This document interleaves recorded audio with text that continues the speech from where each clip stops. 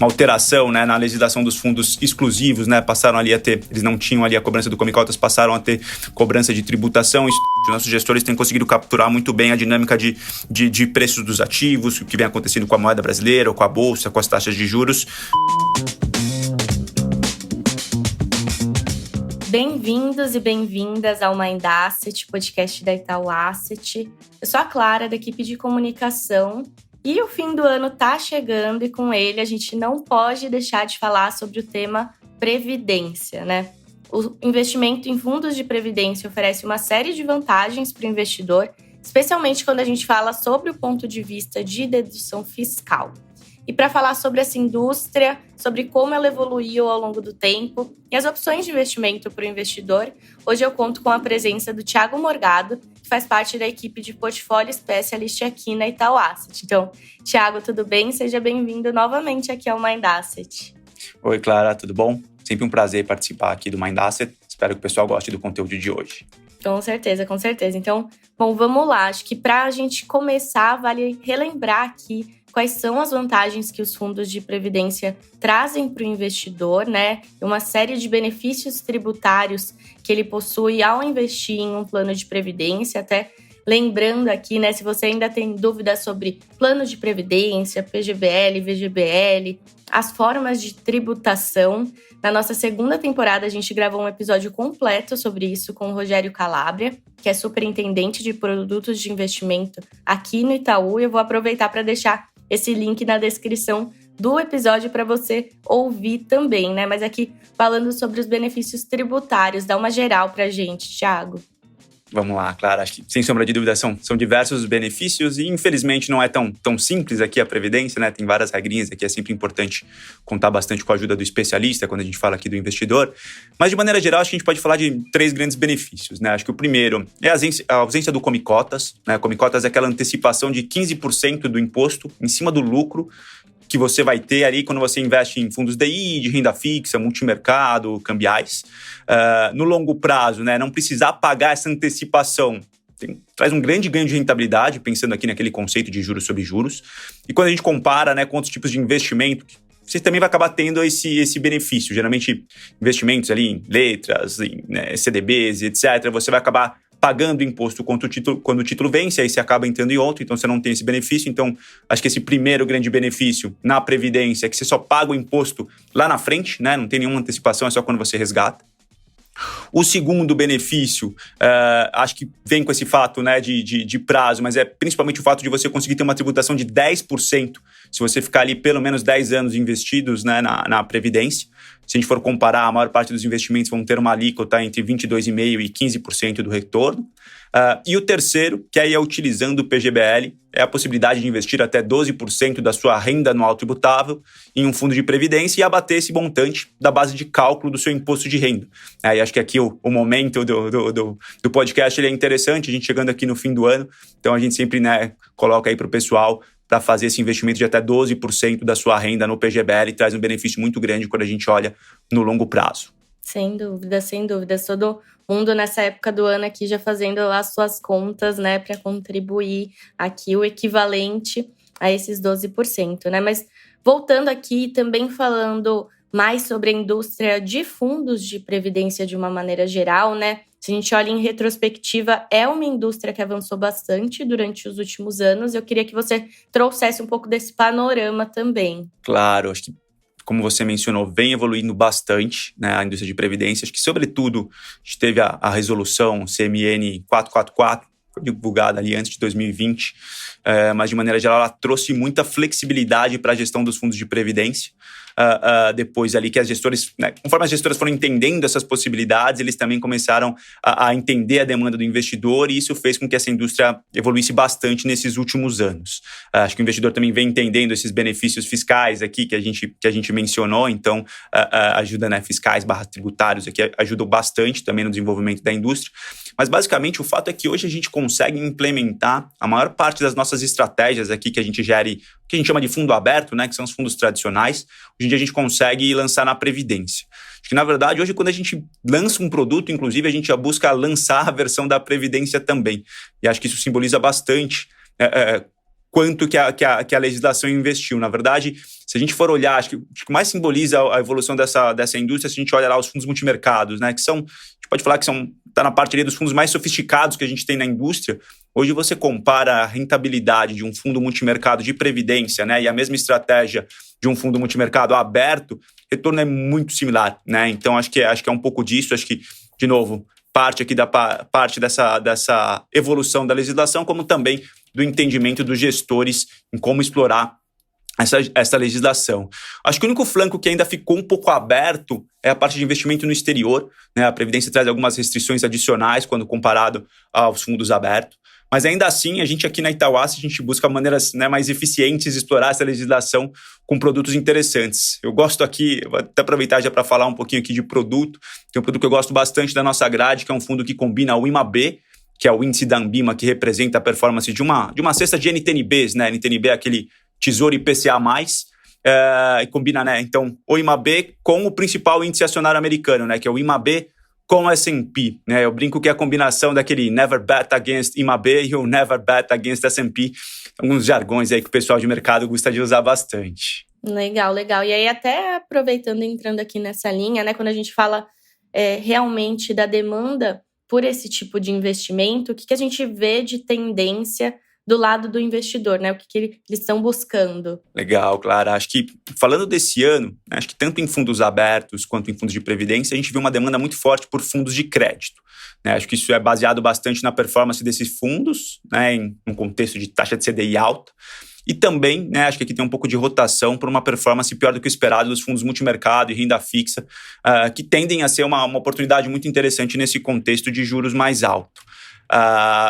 Acho que quando a gente compara, né, nos fundos abertos, a gente também teve uma migração, só lembrando, a gente teve uma alteração, né, na legislação dos fundos exclusivos, né, passaram ali a ter, eles não tinham ali a cobrança do Comicotas, passaram a ter cobrança de tributação. Isso também fez com que muitos investidores buscassem os chamados, né, fundos isentos, quando a gente fala dos fundos abertos, mas também trouxe uma maior demanda pelos fundos de previdência, pelos motivos pelos quais a gente já comentou aqui, né? Então, olhando aqui para retrospectivamente com relação a 2024, foi uma demanda muito forte para os fundos de crédito.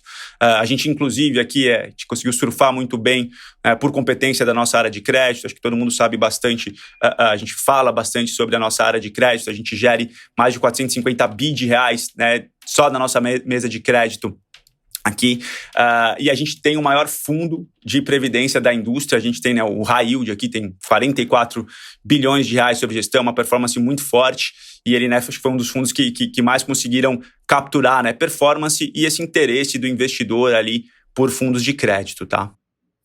E você falou, né, quando a gente fala de lançamento de produto, né, o foco tanto em estratégias abertas quanto em previdência também, e agora quando a gente olha para a nossa prateleira de uma forma completa, né, dentro das nossas soluções de previdência, existem aí fundos de renda fixa, créditos, próprios multimercado, até mesmo fundos de ações. E aí eu queria que você trouxesse essa retrospectiva também de como é que a Itaú Asset evoluiu nesse sentido. Certo. Bom, claro, acho que a gente sempre busca estar na vanguarda da indústria aqui, né? Acho que na Previdência não é diferente. Na nossa grade, a gente tem uma oferta de praticamente todos os tipos de fundo de previdência. A gente vai falar aqui de, né, TI, renda fixa, crédito, dos mais variáveis perfis de risco aqui de crédito, né? Do high grade ao high yield, créditos estruturados aqui também, dentro do que a legislação permite, fundos de renda fixa ativa que possuem exposição no exterior, fundos multimercado, renda variável, né? E temos também lançado alguns produtos que buscam misturar mais de uma estratégia em um único fundo, né? Como esse IMAB com o S&P que eu mencionei anteriormente. E acho que, como sempre, a gente não vai parar por aqui, né? Na área de portfólio specialist, isso é um pouco do nosso trabalho de sempre pensar em novos tipos de produtos, né? Para atender principalmente a demanda desse investidor que está cada vez mais exigente, né? Então, acho que a gente vai continuar nessa toada de pensar em como criar produtos de previdência mais eficientes. Acho que a gente, de novo, vem fazendo um trabalho muito bacana nesse sentido. Acho que o reflexo do que a gente vem captando, do que a gente vem entregando, mas é muito do que a gente, né, tem feito, conseguido adaptar e muitas vezes sendo um dos primeiros da indústria a fazer as adaptações. A gente sabe que a indústria depois acaba vindo um pouco atrás da gente. E você falou, né, que o mate do investidor, considerando as soluções de previdência ali focadas em crédito, quando a gente olha para 2025, para o cenário como ele se desenha hoje, né, para o futuro aqui, né, para esse futuro mais próximo, quais são as estratégias que a gente pode destacar considerando o próximo ano e olhando aqui para o investimento que o investidor vai fazer agora nessa reta final de 2024?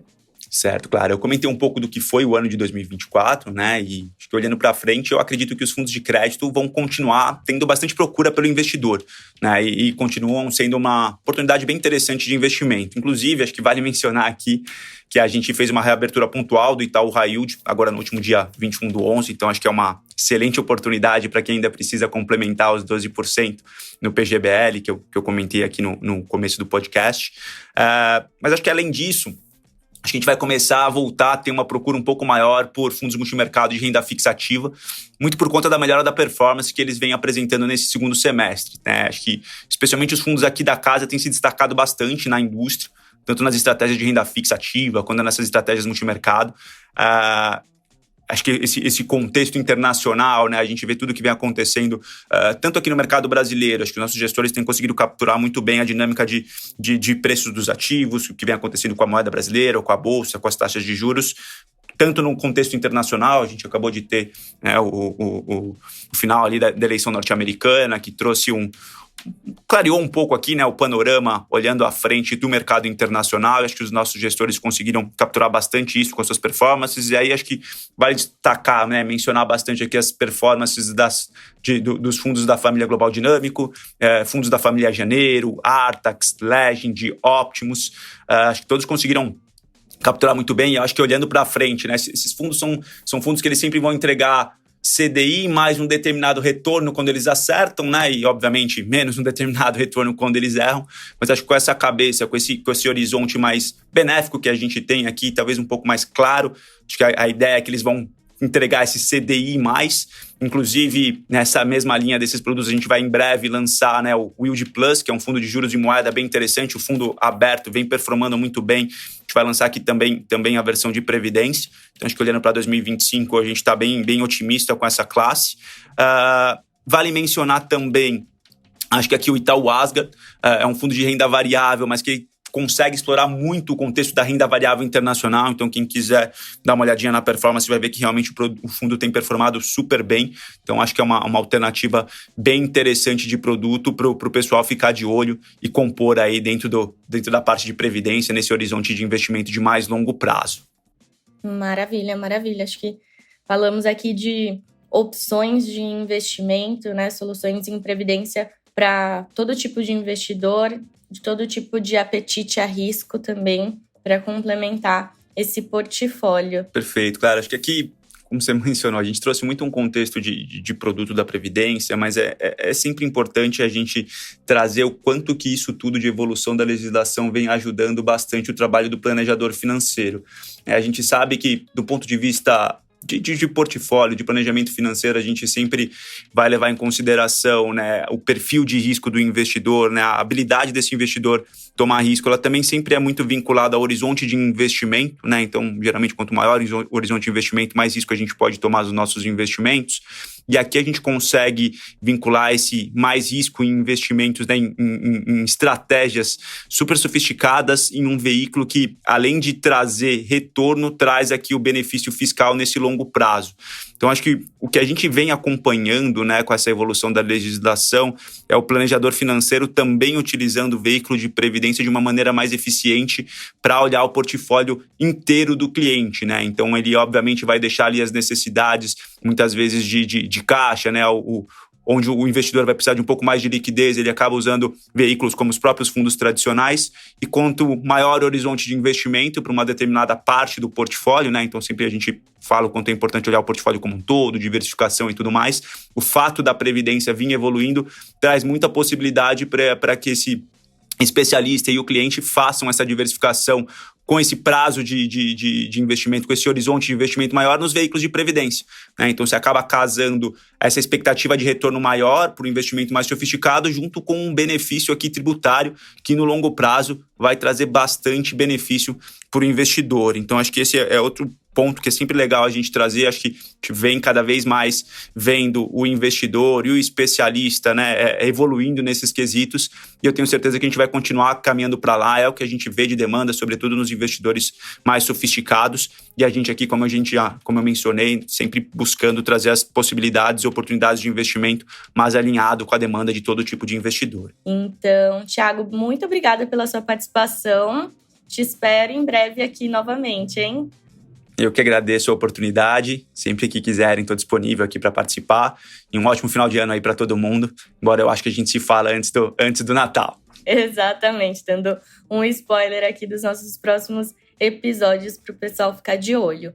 E bom, para você conferir mais sobre tudo que a gente falou aqui em termos de soluções de investimento em previdência, basta acessar o link da descrição do episódio que você vai encontrar tudo para você.